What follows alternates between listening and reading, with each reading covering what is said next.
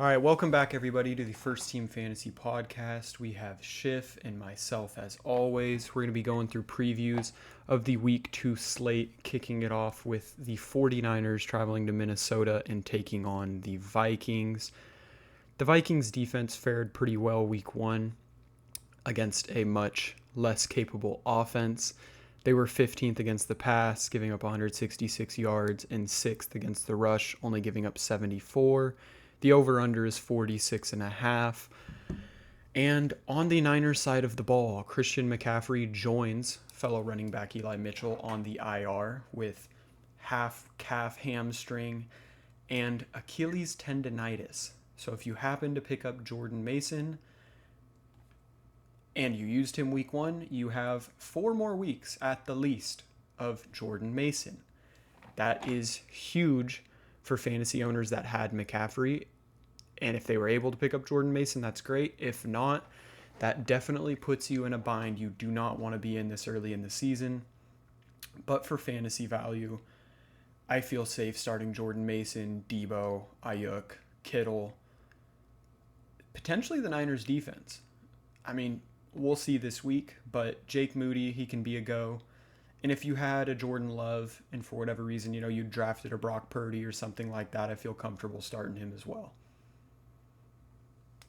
Yeah, definitely. Going over to the Vikings side of the ball, where they are 4.5 point home dogs. Also dealing with injury, they won't have Jordan Addison this week. So if you're kind of looking for like a scramble flex play with all these last second injuries and whatnot, I guess Jalen Naylor is going to be playing that wide receiver 2 role in Minnesota this week. We'll see how valuable that is against a pretty staunch Niners defense. Yeah. They were able to keep Garrett Wilson under wraps for a large majority of that game outside of like the first, I think it was like the first drive or two. And then the very end of the game, he got a couple more catches when Tyrod Mm-hmm. Taylor came in. So, as far as starters on the Vikings, I'm obviously not starting Sam Darnold against the Niners defense this week, but Justin Jefferson is automatic, and I think Yeah. Aaron Jones with it's kind of just hard to keep him out of your lineup when he's healthy. Yeah. So, I think you're just rolling with him. And as far as anyone else on the Vikings, like I said, if you're desperate and want to try to roll Jalen Naylor, otherwise, I think it's going to be pretty centered around Justin Jefferson and Aaron Jones. And I don't know if it's going to be the best game for the Vikings in this one. Yeah. No, I would agree with that. Yeah, and going into our next one, we have Seattle going into New England to take on the Patriots. The over-under in this one is 38, and the Seahawks are favored by 3 points on the road. Um, this one's kind of tough because the Patriots actually played Yeah. great defense in week 1. Now, I know some people are going to say, well, the Bengals start slow every year. The Bengals offense just looked terrible, but the Patriots defense was good last year. The Patriots defense has been good. They got Christian Gonzalez back. I think it's going to be pretty tough. I don't think I'd be too surprised if DK had another shallow week, Mm-hmm. just because, I mean, if you watched Christian Gonzalez at the start of last year, before he got hurt, the game they played the Dolphins, he was absolutely blanketing Tyreek. And I can't remember the stats that Adrian said um, Jamar put up when Gonzalez was covering him, but it was the He's dude's been pretty locked locked down. down. Yeah, he has. So it's going to be, I believe, another tough week for DK, meaning I think Lockett is going to be playable. Yeah. I really do. I think, with DK getting most of the attention from Gonzalez, I think Lockett is going to be open and be available again, and I think he'll be valuable yet again in this game. Um, Probably the biggest one, or the biggest noteworthy news heading into this game. Ken Walker, with that oblique injury, is doubtful to play. So, should you had drafted Zach Charbonnet as kind of that expensive handcuff, this Mm-hmm. is what it's for. While Charbonnet wasn't very efficient running the ball, he is very good catching the ball. So if he's catching passes, which I mean, it might be tough getting the ball downfield against the Patriots. So there might be a lot of Yeah. opportunity for the little passes close to the line of scrimmage. And Zach Charbonnet showed last week that he can take that and work with it. So I'm starting Charbonnet. Should Walker miss, which he is doubtful, I think you have to start DK no matter what. Yeah. And I am looking to put Lockett in lineups. Yeah. But JSN, no. I'd agree. I'm still benching JSN. I didn't even draft JSN hardly anywhere. And I just believe DK and Lockett are still better wide receivers than he is. And I believe that is still showing on the field. Yeah, I would agree. And for the people, JSN was going a couple rounds ahead of Lockett in fantasy drafts. I'm sure people thought he was going to take that leap, and he still might. It's only been 1 week, but what we saw is when no one's getting open, the offense is sputtering a little bit, Lockett is still that guy. And that's something that is hard to Lockett replicate still and replace. looked good. He Yeah. still did what he has been known to do well. So, I mean, I see no reason for them to go away from him. Yeah. And for the Patriots side of the ball, it's a bit easier. I'm giving Mondre the start. I think if you drafted him, depending on your depth and how he played week one, it's just hard to keep him on the bench. We saw Antonio Gibson not really be too involved. And Mondre got a lot of the workload. As we mentioned, they were winning a lot of the game. He got 25 carries. We probably won't see that every game. But if I'm looking at anyone on the Patriots, it has to be Mondre. I go to the wide receiver room and I see Pop Douglas, Jalen Polk, KJ Osborne, just guys that I am not considering starting. Hunter Henry was outcaught by Austin Hooper. It's just tough. Really, the only viable fantasy start on New England side of the ball is Mondre. Outside of, if you really believe in the defense, potentially the defense, but I think there's safer plays this week. Our next game is pretty grotesque. We have the Giants taking on the Commanders. I'm not too excited for this one. The good news is the Commanders' defense is pretty putrid still. They were almost dead last against the pass. Their rush defense wasn't the greatest. They are favored by 1.5, so really the Giants are favored by 1.5. The over/under is 43.5. For the Giants side of the ball, Malik Neighbors is a must start in this one. I honestly think this can be the week that you see Malik Neighbors get in the end zone, and two, I wouldn't be surprised with double-digit targets. A potential 100-point game. This could be a solid week for Malik Neighbors, and honestly, no one needs that week more than Daniel Jones. We've seen him play absolutely terrible. This is a game where even if the Giants happen to lose the game, Daniel Jones, dude, you just have to play better. And I think this is a week he could, but Devin Singletary, depending on the injuries you have, if you had a McCaffrey, if you had a Ken Walker and you didn't have a Charbonnet, you didn't pick up a Jordan Mason, Singletary I honestly don't think is the worst play this week. It's a little bit gross, but as I said, this is kind of a gross game.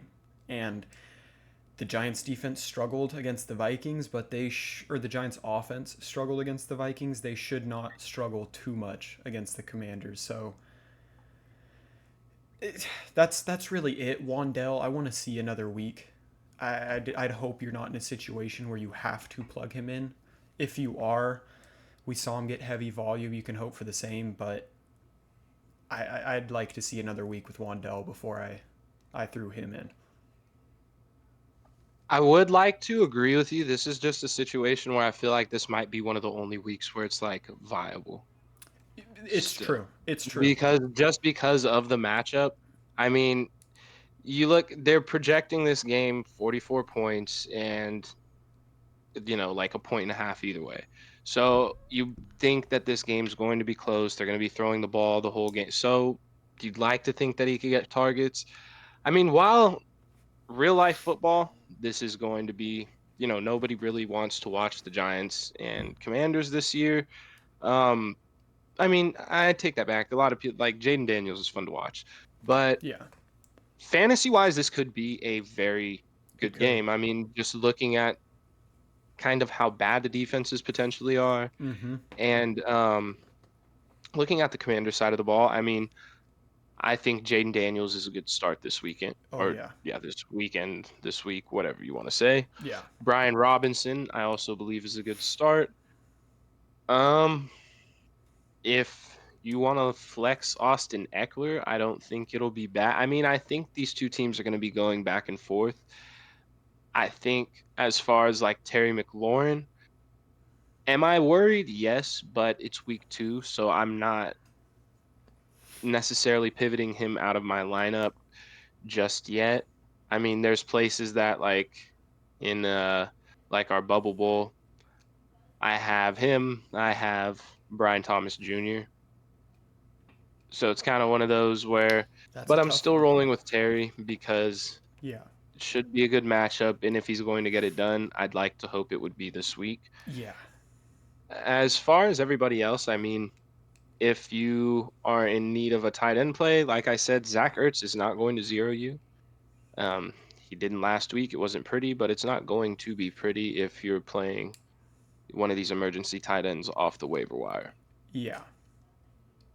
That is very true. But yeah, as far as like anyone else, I mean, we're still keeping an eye on Luke McCaffrey, not starting him by any means yet, but not dropping him. Um, I mean, if you know, you might as well give it a week and see what happens when they play the Giants. Yeah. At least we'll see one McCaffrey play football this weekend. I'm sorry, Niner fans. I had to. Yeah, I mean, and you got Jordan Mason, so it's all the sweeter for you. Um, but with that, we're going to go into. I mean, you said the one we just talked about was disgusting. This one should. It's right up there with it. It, yeah, Oh yeah. we have the Chargers going into Carolina to play the Panthers, where the over under is set at 39 points. The second one we've seen so far under 40, Yeah. and the Chargers are favored by 5 on the road.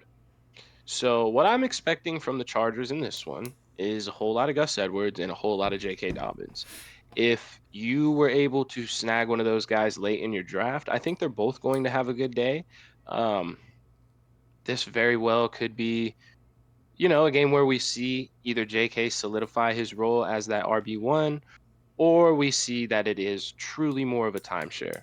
Regardless, in this one, I don't think it's going to matter because LA's not going to throw the ball if they don't have to, and I don't believe they're going to have to. Yeah.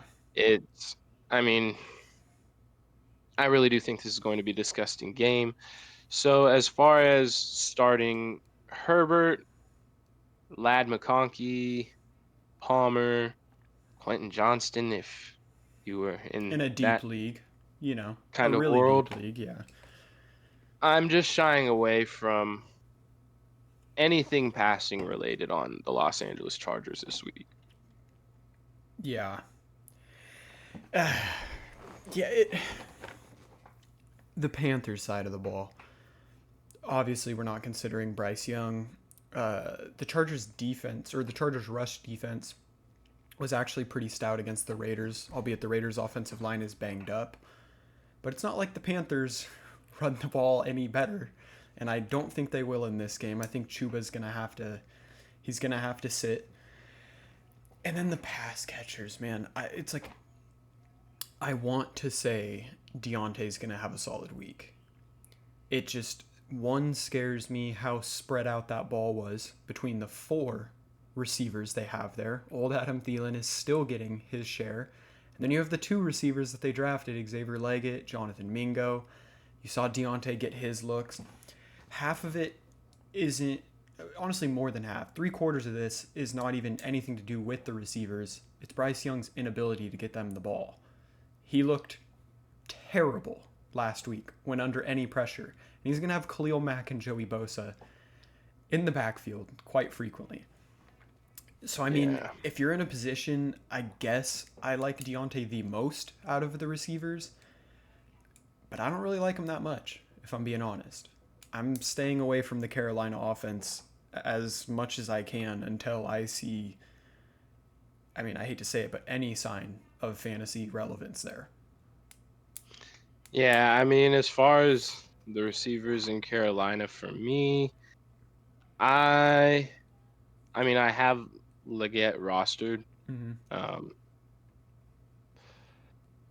It's truly hard. I mean, as of this moment right now, the way I treat the Carolina offense, I'm dropping Chuba Hubbard because he's now in a clear timeshare with Miles Sanders, and that's disgusting. Um, And then when so Brooks it's like, comes back, it's even more just, yeah, I'd like to imagine that Brooks is just going to get the bulk of the carries because he's just a flat out better running back than the two of them. But we'll see how that goes. We don't know yet. yeah. And then after that first week, if you can get any trade value off of the name of Deontay Johnson and the potential of what's available, I mean, that I'd go for because, I mean, I don't see there being too much separation between him, Leggett, and Thielen. Yeah. And that's what, Deontay is a guy who's going in like the 6th and 7th round. And I mean, at this point, we're already a week into the season. Draft capital, if you're still holding on to that, it doesn't matter anymore. Yeah. If you're able to make a trade go through because you say, oh, this was my 3rd round, by all means, go ahead and use it. But being realistic, like we have to let that go at this point. Real life football has started. We're not going off of preseason rankings, and it is what it is now. So, yeah. Yeah. Well, our next game should be a bit more exciting. It's the team that blew out the Panthers, the Saints, going into Dallas. You like that segue? Yeah. It's the Saints going into Dallas taking on the Cowboys. The Cowboys are favored by 6. The over-under is 46.5.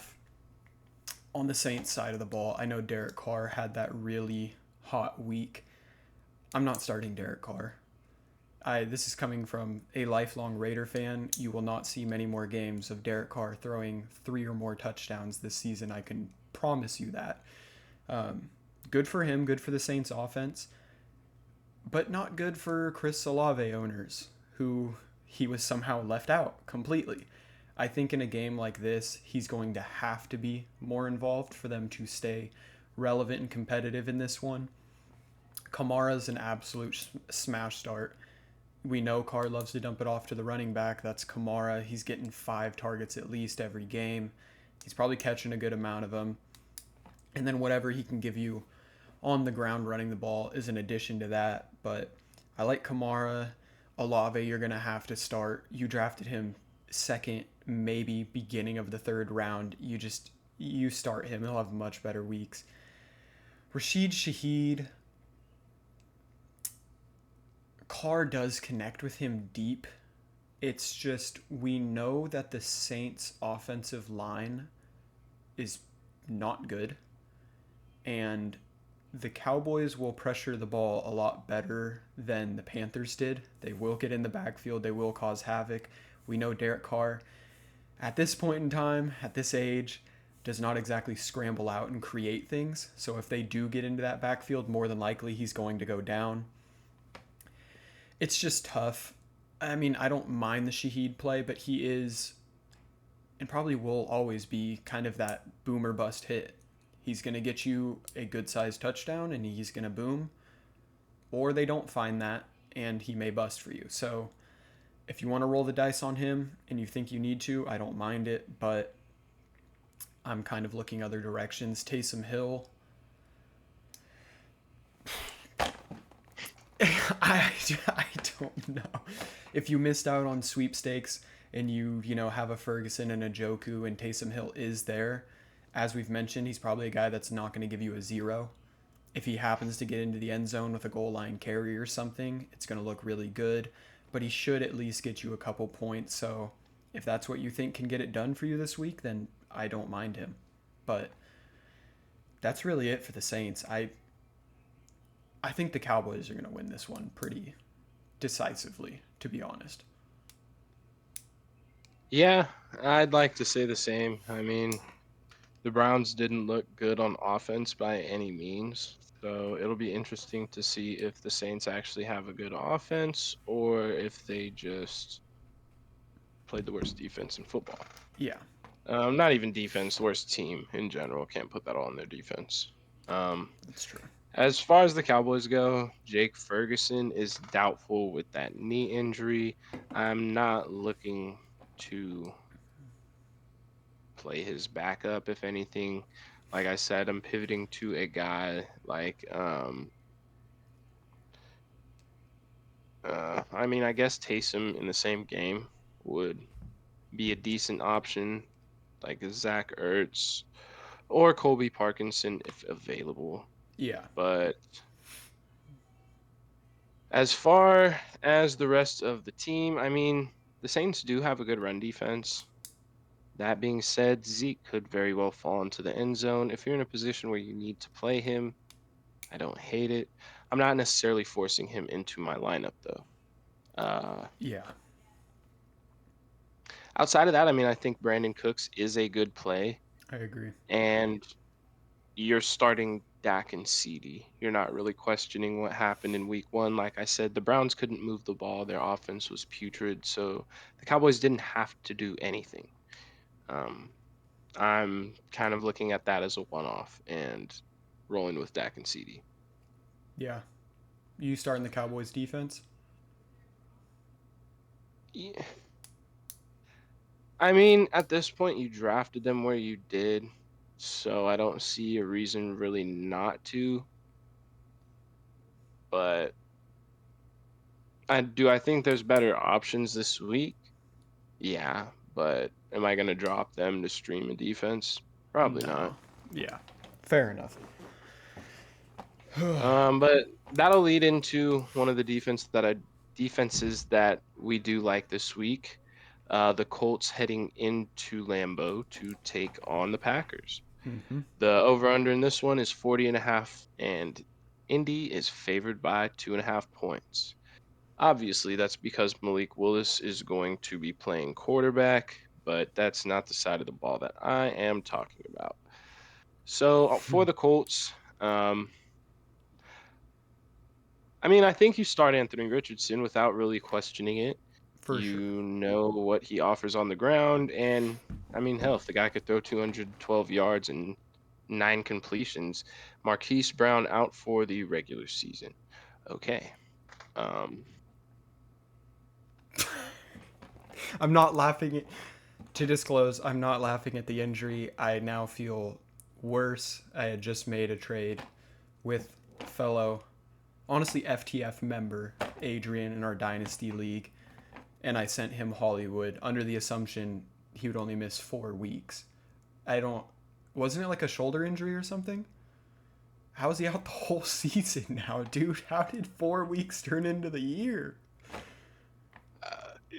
I, wow. I mean, that's a Okay. bomb. That's a bomb for sure. And Was that not anyone who expecting. has Wow, Rashi Xavier or Worthy. exactly, Yeah, exactly. Worthy stock just went up. Yeah, Anyways, back to the Colts. yeah, So Anthony Richardson, you're starting him. Jonathan Taylor, you're starting him.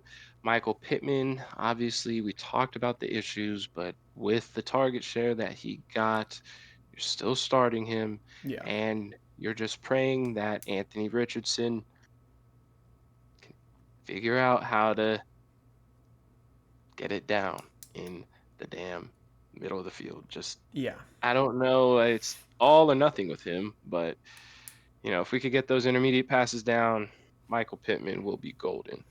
But regardless, we're still starting him. If you want to take a flyer on Alec Pierce, then He's down I there don't somewhere. hate you for it.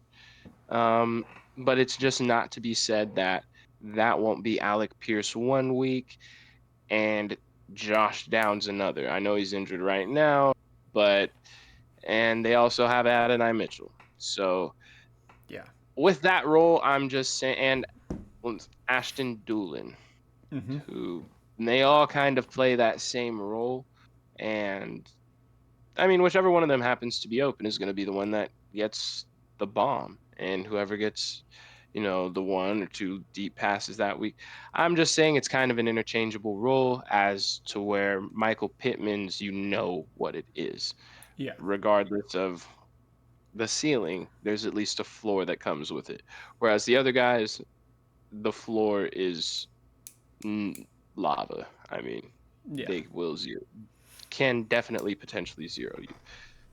But as far as the Colts, I mean, that's really all that I got, except for the defense that we talked about. If you'd like to play them against Malik Willis, I don't believe in Malik Willis as a passer in the National Football League. I know Yeah. Derek doesn't either. I don't know why the Green Bay Packers do, but there we Yeah. are. Yeah, Malik, to go to the Packers side of the ball, Malik Willis played basically 3 complete games his rookie season. He then played a couple more in this previous season, and he has not thrown a touchdown in the NFL. It is of heavy concern. I think this is going to be a very rush heavy offense. Josh Jacobs, I think, is a must start. The Colts gave up the most rushing yards in the entire football league week 1, giving up 213 yards. The Packers are obviously going to plan to pound the rock. So Josh Jacobs is that guy. I have Marshawn Lloyd written because he's questionable in this game with the hamstring. The only reason, I'm just curious to see if he does play, how the backup role goes, because I don't think Josh Jacobs, one, with the volume he's going to get, I just can't imagine him playing every single snap. I'm just curious to see who the backup's going to be there. Just an own personal curiosity question. Jaden Reed has appeared on the injury report. He is now questionable for the game with a calf and shin injury. As of 1 day ago, we have not gotten an update today. It's just something to monitor. Again, if Jaden Reed plays, he is the only Packers pass catcher that I am really looking at. If he does not play, I still don't feel completely comfortable with Christian Watson or Romeo Doubs. It's Malik Willis's inability to get his pass catchers the ball should be studied in museum somewhere. So I just, again, if Jaden Reed goes, he's too explosive to keep on your bench at this point, but something Yeah. to heavily monitor towards, as we get closer to game time. But that's really it. I'm not going Packers kicker defense this week. I'm not considering it. I just don't think the offense will put them in favorable positions to start either of those. Yeah, I agree. And speaking of offenses that did not get their team in favorable positions, the Cleveland Browns playing the Jaguars in Jacksonville. The over-under for this game is 41.5, with the Jags favored by 3, so basically a split right down the middle. The only person missing from the Cleveland Browns offense is going to be David Njoku. That is a pretty big hit. We saw him go out early in week 1 with that ankle injury. He'd already caught 4 passes by the time he went out, so it did suck to see him go down. You know One, who I think it might be good for is Jerome Ford. I agree, for sure. I feel like it might be Yeah, better for Jerome Ford. yeah, no, Just yeah. 100%. I mean, it, it's crazy because the Browns were so incapable of passing the ball week 1, and now they play the Jaguars, who were dead last against the pass week 1, giving up 319 yards. Albeit it was to the Dolphins in Tyreek and Waddle. But all I'm saying is, if you have an Amari Cooper, this should be the week. He had the targets last week. Let's see a bit more execution with the targets. I think you start Amari Cooper. I think you start Jerome Ford. I'm interested to see how Jerry Jeudy does this week or Elijah Moore. I still don't. I'd like to say Judy's going to be the for sure number 2, but I think there's going to be a couple weeks where we need to see before I give a definitive answer. But I'm curious to see how they do, especially. I mean, honestly, it might be Jordan Atkin that gets solid Jordan volume. Akins, Yeah, yeah. at the tight end. So I don't know. I like starting Amari. I like starting Jerome Ford, and I kind of end it there. I mean, yeah, it's kind of hard to really trust anyone outside of that. I do think Judy might end up solidifying his Yeah. role as the Browns wide receiver too, just because, I mean, Elijah Moore had opportunities all throughout last year Mm-hmm. to kind of solidify himself, and he did not do too much at all. Yeah. He had a few games here and there, but for the most part, he was just irrelevant. And just the fact that Judy came in the first game, got the touchdown, I think he is a better overall player, For sure. and I think he'll earn this wide receiver 2 role. But how valuable will that be if Deshaun Watson can't get his head out of his ass? Yeah. That's my concern with Amari Cooper is Deshaun just looks so horrible half the time. It's like, I don't know. It was concerning. Granted, they played a great pass rush week 1. And that is one thing that the Jacksonville Jaguars do have, so it's something to keep an Yeah. eye out for. But yeah, still starting Amari 100%. Yeah. Um, Going to the Jacksonville side of the ball, I think this is going to be a tough one. Obviously, Mm-hmm. I'm not starting Trevor Lawrence this week against the Browns, but ETN, you do not really have a choice. Especially, Yeah. I mean, I know I talked about like draft capital, but where you drafted him, obviously he is your running back 1, and whatever running backs you drafted later, there are not going to be many guys on your bench that can replace him. Yeah. I mean, that's just that unless you went, happen to get J.K. Dobbins deep, and Yeah. I think they might. I mean, even then, I still think ETN can finish with a good week. He will still catch passes.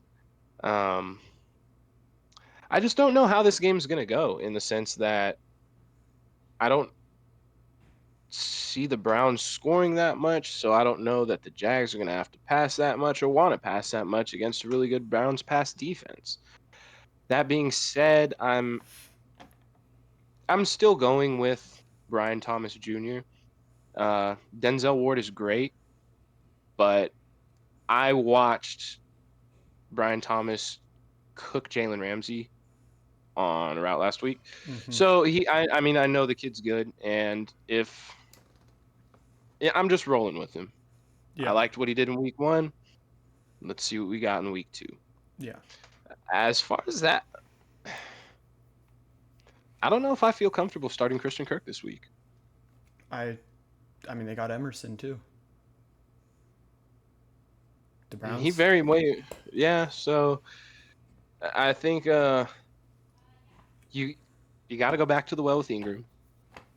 I think you got to go back to the well with Ingram. I'm rolling Thomas and sticking with ETN. Aside from that, I think that's about it. Yeah. I'd agree with that. Yeah, I just don't trust Christian Kirk this week. If Yeah. he goes and balls out, makes me eat my words, okay, then. But I think he's going to be replaced by Brian Thomas Jr. as the wide receiver 1 on that team this year. And they did use the high draft pick for him. So it would not be the most surprising thing. But with that, we will go into our next game, which this one I'm actually kind of excited for. The Jets are going into Tennessee and playing the Titans. Over under is 41, and the Jets are favored by 3.5. I mean, there's just a lot that I really want to see. Like, For who sure. is who? Mm-hmm. Because, the Jets, we can kind of write that off. They played the Niners. Well, Tennessee does still have a pretty good pass defense. They Yeah. have a pretty good defense in general. They stifled the Bears, but the Bears also have a very good defense that won them the game.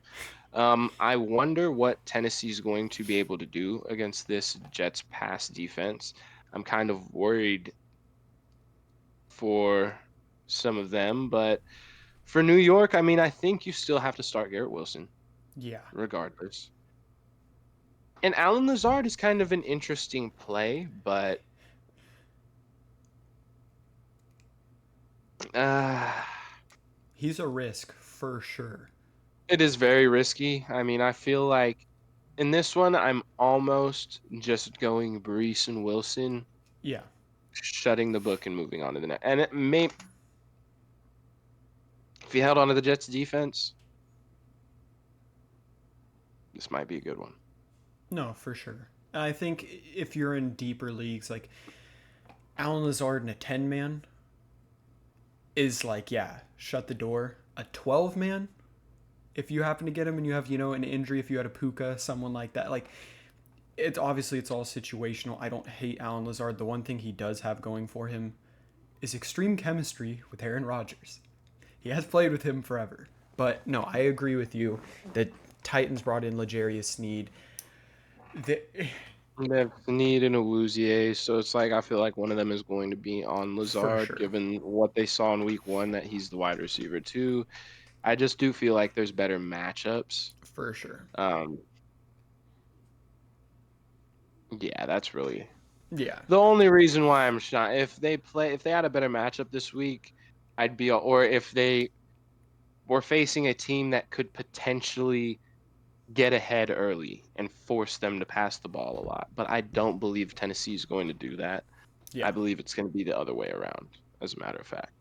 Yeah. And to go to Tennessee's side of the ball, obviously we're not playing Will Levis. Chigakonkwo, you're going to have to sit this one out. Sorry.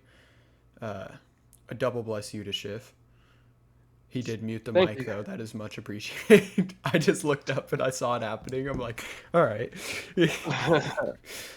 I had to take care of the viewers there. Yeah, absolutely. Someone that's interesting this week is Tony Pollard.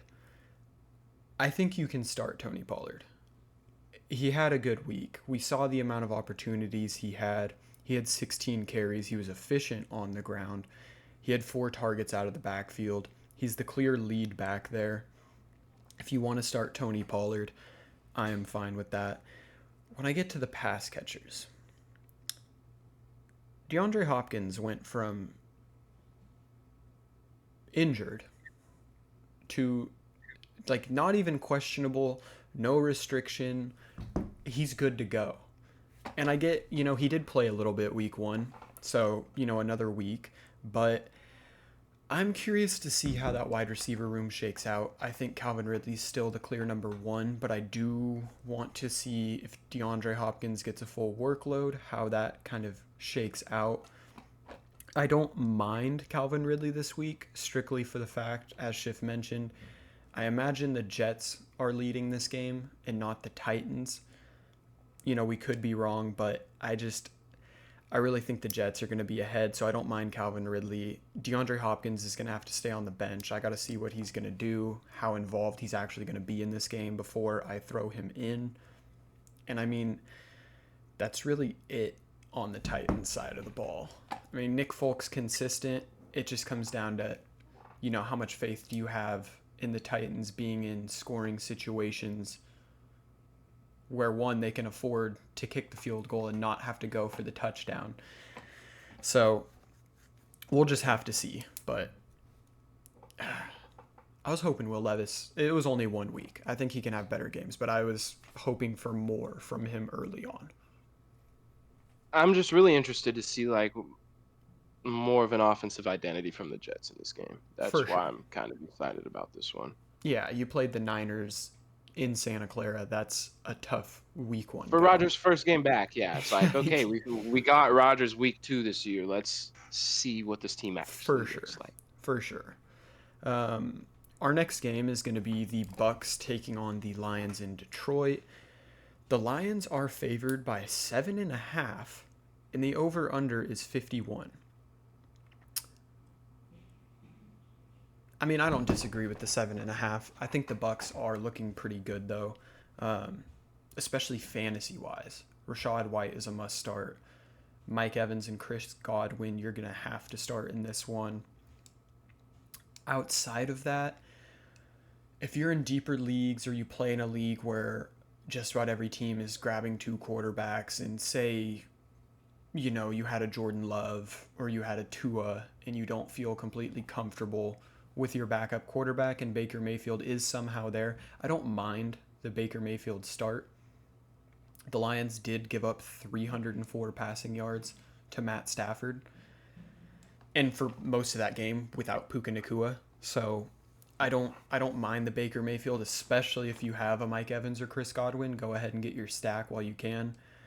But outside of that, I mean, obviously we're not looking at K. Dotton. Bucky Irving, I'm interested. I'm going to be interested in him all season, though, to be fair, just to see how he plays out. But it's still Rashad's backfield. No, definitely. Like Bucky, I'm just interested. I'm really interested in watching and seeing how, excuse me, McMillan performs in this one, Yeah, and seeing if he really performs in that wide receiver 3 role in a game which is a very high projected point total. it should be So fireworks for sure. it should be, which Means it might not be. we've seen how that could go. But hopefully this one actually lives up to the hype. Yeah. Going over to the Lions side of the ball, which some of the Lions didn't really live up to the hype in week one. More along the lines of Jared Goff and Amon-Ra St. Brown. We were expecting a lot more from them in the environment was a plus matchup. So in this one, I think we're going right back to the well. Yeah. I think Jared Goff is a good start in this one. Mm-hmm. I do believe he will finish, as a top 12 quarterback. Um, Jamison Williams is questionable with an ankle injury, which kind of sucks because it was going to be interesting to see whether or not him at full capacity, was truly a cog in the wheel of this offense at this point. I wonder if he'll just get the same amount of run that he would, and how that ankle's going to affect him, Yeah. but only questionable right now. Um, I'm really, really hoping to see a lot more from Amon Ra this week, and I do believe it will. I Yeah. think that was truly an anomaly in. I mean, if you've had Amon Ra in the past year or two, that type of game is just so rare. It just doesn't happen. So I think we're right back to the well with him, and we're going to prosper this week. As far as Jameer Gibbs, I love starting Jameer Gibbs every week, but I think this week he will be good. The Bucks do have a tough rush defense and more of a pass funnel offense. So for him, his ability to catch the ball is what is going to make him very valuable this week. David Montgomery, while you're still starting, is going to be a bit more touchdown dependent. If he's Mm-hmm. not able to fall into the end zone, I believe you'll be looking at a single digit week from him, just given how staunch the Bucks are with that rushing defense. Yeah. And yeah, I mean, you never really know how this game could go, but we're hoping for fireworks in this one. Yeah. And do you want to take us to our last one? Yeah, our last game. It We got is the rival. me and Schiff going head to head. The Raiders traveling to Baltimore and taking on the Ravens. The Ravens are 8-point favorites. And honestly, I felt disrespected. And then I was like, you know what? It's probably rightfully so. I did a pick 'em this week. I don't And think it would have been that bad if they'd performed better in week one. for sure. For sure. But like I said, I even, in my pick 'em, we like to call it emotional hedging. I took the Ravens. Because if the Raiders win and I get the pick wrong in the pick 'em, I can live with that. But at least if we lose, I got my pick right. So Yeah. it is what it is. Uh, yeah, the Ravens are favored by 8. The over under is 41. The Raiders side of the ball is pretty easy to cover, at least as of now. We're obviously not rolling Minshew. Zamir White's going to have to go to the bench until we see one, better games from him, and two, more separations with the position. And half of that we may not see this week because if the Raiders get down early, which is a high chance of happening, we're going to see a lot of Madison out of the backfield. So potentially in this game, I would not be surprised to see Madison finish with a higher fantasy point score than Zamir White unless Zamir White gets in the end zone. I would not be surprised by that. Devontae Adams, we're starting Devontae Adams. And I think, truly, I think we can start Brock Bowers. We saw his involvement Yeah, week one. Brock Bowers is a safe start. He looks like the number two option there. And that gets me to the third one. The only other viable fantasy option in that passing game is Jacoby Myers. Obviously, I'm not starting Jacoby, but I think he's still obviously worth a bench spot on your roster. Let's see how it progresses as the offense kind of finds its groove. And as Antonio Pierce said, Gardner Minshew's only been the starter there for 3 weeks. He's only been taking all the first team reps for 3 weeks.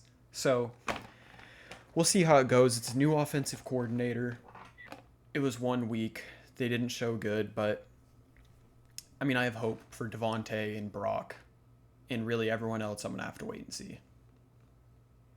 yeah, that's the thing that I guess kind of looking at Zamir, we kind of just assumed that he was going to take on that workhorse role because it was like, okay, who's behind him? Not taking into consideration that Alexander Madison is unfortunately a better pass catcher. Yeah. So, should the Raiders' offense not live up to the, I guess, opportunities its defense gives them? Yeah. Because the defense is good, but if the offense can't score, they're going to be down in a lot of games, which just isn't going to give them the opportunity to run the ball. So that is obviously we're on the same page with Zamir. Mm-hmm. And it sucks that it's more of a long term thing, not knowing whether this is going to be a true committee just based on the fact that he could be scripted out of a lot more games than you would hope. Yeah. Um, but yeah, Bowers I think is an easy go as well as Devontae. I don't think Jacoby is an awful start this week, just due to the fact that given the fact that Vegas has this game as the Ravens favored by 8 points, you'd think the Raiders are going to need to pass the To ball pass. Yeah. quite a bit.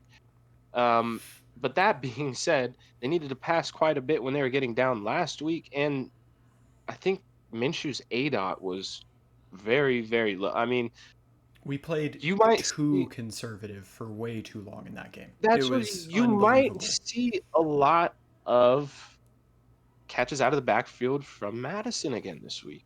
Yeah. If you want to put him in as a sneaky flex, just looking at the way that this game is projected to go, and given what we saw last week, I don't hate that at all. Um, especially with some of these last second injuries. If you weren't able to win the Jordan Mason sweepstakes and you're sitting there with McCaffrey stuck wondering what to do, you can go out and get Madison for free, Mm-hmm. toss him in, and see what happens. Um, Going on to the Ravens side of the ball, though, I think it should be a good week for Derrick Henry, just Yes. given what, we're given by Vegas. Derrick Henry should perform well. His line on sleeper picks is set at 73 and a half rushing yards, and Yeah. they projected his points at 14 and a half. So just given that, I think he will. And regardless, John Harbaugh said he didn't want to give Derek, they didn't bring him here to give him 30 touches a game. Yeah. Well, while that may be true, it might get to the point where they're trying to salt this game away and Derrick Henry is getting a lot of volume. Yeah. Um, the Raiders do have a very good defense, but you did see them give up some of the chunk plays to J.K. Dobbins. Mm-hmm. It's possible to run on this team. For So I sure. do think Derrick Henry has a good game. Lamar's an obvious start. I think you're rolling Mark Andrews and you're not thinking about it. For sure. I do. I mean, that 1 week is not enough to have me in panic mode. I think Isaiah Likely is also startable, but be a bit not hesitant, but don't go out there expecting the same performance that you got in week one. Yeah. I don't think, granted, obviously, and this is no disrespect to your team, I don't think the Ravens are going to need to pass with the same urgency that they did against the Kansas City Chiefs. For sure. But so I just don't see the same need for Isaiah Likely to get that kind of performance. Zay Flowers is a start, but I just don't think the Ravens pass catchers are going to have the Yeah. greatest game this week. Yeah. But we'll see. We lost to Gardner Minshew last year, and the Raiders always play us tough. So Yeah. nothing is ever in the bag. Any given Sunday should be a good game, and yeah, looking forward to it. Yeah. No, one thing I am curious, there's a couple players through the league. Isaiah Likely was at the just about the top of a lot of waiver wires. I'm really curious to see not only this game, just as the season progresses, how involved he stays in the offense. It's only his third year. They obviously spent draft capital on him to grab him. But his rookie season, he saw 60 targets total. Last year, he saw 40. And in game one this year, he saw 12. I'm not saying he's not going to be targeted heavily, but He only got 40 targets last year. he had 40 targets. All of last year, caught 30 of them. And he had 12 this game alone. So I'm not saying, you know what, you get what I'm saying. It's just through the Yeah. season, I'm curious if he finishes 75, 80 targets. I'm not saying I'm going to be surprised. I just want to see how it plays out. I think Isaiah Likely is very talented, and they would be not wise to not continue to use him. But I'm excited. I know people went out, especially in fab leagues. Like we had a guy dang near spend half of his fab on Isaiah Likely right away. And that could really pay off. But we may also see, you know, Mark Andrews step back into that role of being the number one target. So I'm very interested in that. Yeah, and like I said, everything could change when the Ravens are playing with the lead. So, Absolutely. um, yeah, it'll be an interesting game. I know we're both going to have a ton of fun. But yeah, so thank you guys yet again for another episode with us. We'll be back with the afternoon slate, Sunday night and Monday night game in the next episode. So Mm-hmm. stay tuned for that. Derek, you got anything to add? No, we're good to go. All right. As you guys know, come back next time. Take more reps with the first team. Yes, sir.